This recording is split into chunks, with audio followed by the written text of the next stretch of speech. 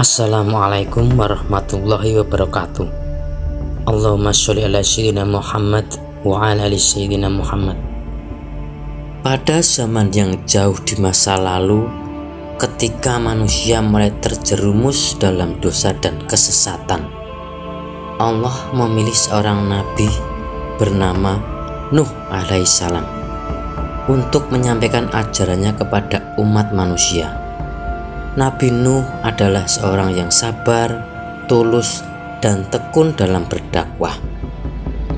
Nabi Nuh alaihissalam adalah salah satu dari 5 nabi yang mendapat gelar Ulul Azmi, yaitu termasuk dalam nabi dan rasul pilihan Allah Subhanahu wa Ta'ala karena ketabahan, kesabaran, kebijaksanaan, dan keteguhan hatinya yang luar biasa. Nabi Nuh alaihissalam tinggal di tengah masyarakat yang semakin terjerumus dalam kekufuran dan kejahatan. Ia diutus oleh Allah Subhanahu wa Ta'ala untuk mengingatkan manusia tentang keberadaannya, mengajak mereka untuk berpaling dari dosa dan kembali kepada jalan yang benar. Nabi Nuh alaihissalam dengan penuh kesabaran menyampaikan pesan Allah kepada kaumnya.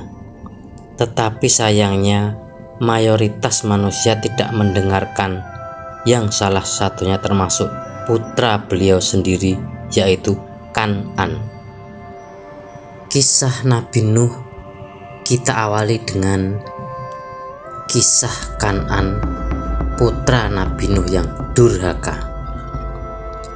Dalam Al-Quran tentang Nabi Nuh alaihissalam ada penjelasan tentang 4 anak yang bernama Syam, Ham, Yafits, dan Kan'an. Ketika banjir besar terjadi, Nabi Nuh alaihissalam membangun bahtera besar atau sebuah kapal yang besar atas perintah Allah untuk menyelamatkan dirinya dan orang-orang yang beriman. Namun putra Nabi Nuh alaihissalam yang bernama Kan'an adalah salah satu dari orang-orang yang menolak ajakan dan ajaran Nabi Nuh alaihissalam. Meskipun merupakan anak dari seorang nabi, Kan'an tetap menjadi salah satu dari kaum yang mendustakan ajaran Allah Subhanahu wa Ta'ala dan tidak masuk ke dalam bahtera.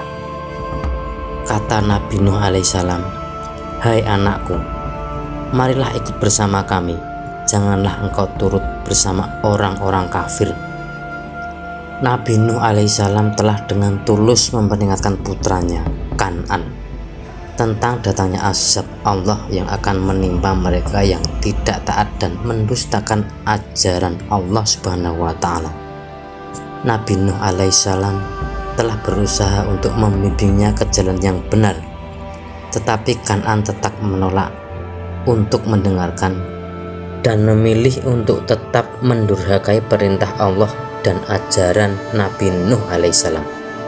Akibatnya Kan'an dan mereka yang menolak untuk beriman dan mengikuti perintah Allah Subhanahu wa Ta'ala bersama Nabi Nuh alaihissalam tenggelam dalam banjir besar sebagai azab dari Allah Subhanahu wa Ta'ala.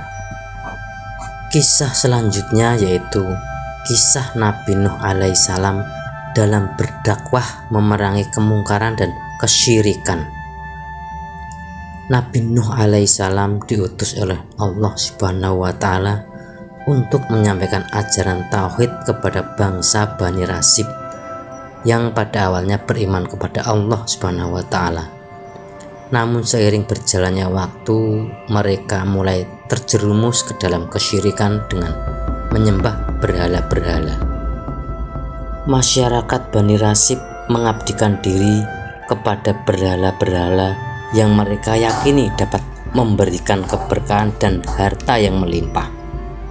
Mereka juga terlibat dalam perbuatan-perbuatan maksiat dan kemungkaran. Meskipun demikian, ada 5 tokoh saleh di antara mereka yang berusaha mempertahankan kebenaran dan keimanan. Kelima tokoh tersebut adalah Wad, Suwa, Yakut, Ya'uq, dan Nasr. Setelah kematian kelima tokoh saleh yang menjadi panutan masyarakat Bani Rasib, masyarakat Bani Rasib merasa kehilangan dan mulai menciptakan patung-patung atau berhala-berhala untuk mengenang mereka. Namun dari sini perlahan-lahan mereka mulai menyimpang dari ajaran yang benar. Awalnya patung-patung tersebut hanya sebagai simbol penghormatan, tetapi seiring waktu penghormatan tersebut berubah menjadi penyembahan.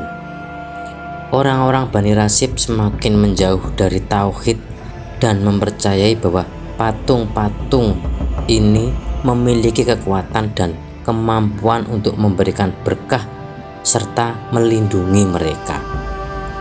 Akibatnya mereka tersesat dalam kesesatan dan kesyirikan hingga generasi-generasi berikutnya kehilangan iman kepada Allah Subhanahu wa Ta'ala. Namun di sini Nabi Nuh alaihissalam diutus untuk mengingatkan mereka tentang tauhid, keimanan kepada Allah yang satu-satunya patut disembah.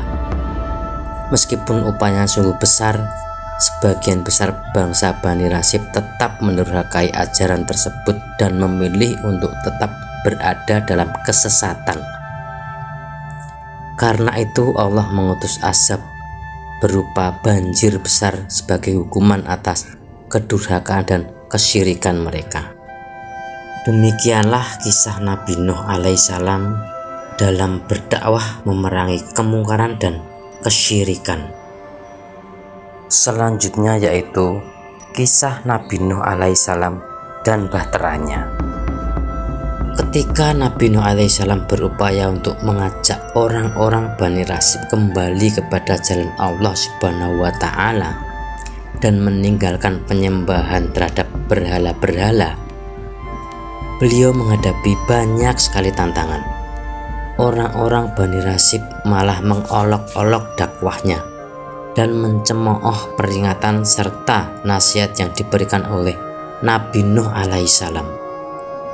Tantangan berdakwah ini semakin bertambah berat seiring berjalannya waktu, dan ketika akhirnya kondisi masyarakat semakin memburuk, Allah Subhanahu wa Ta'ala memerintahkan kepada Nabi Nuh alaihissalam untuk membangun bahtera yang sangat besar.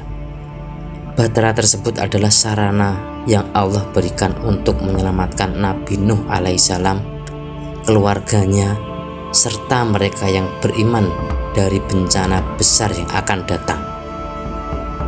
Ironisnya, meskipun Nabi Nuh alaihissalam telah tulus berusaha memberi peringatan dan mengajak orang-orang Bani Rasib kembali kepada Allah, mereka tetap menganggap seruan dan peringatan itu sebagai suatu permainan belaka.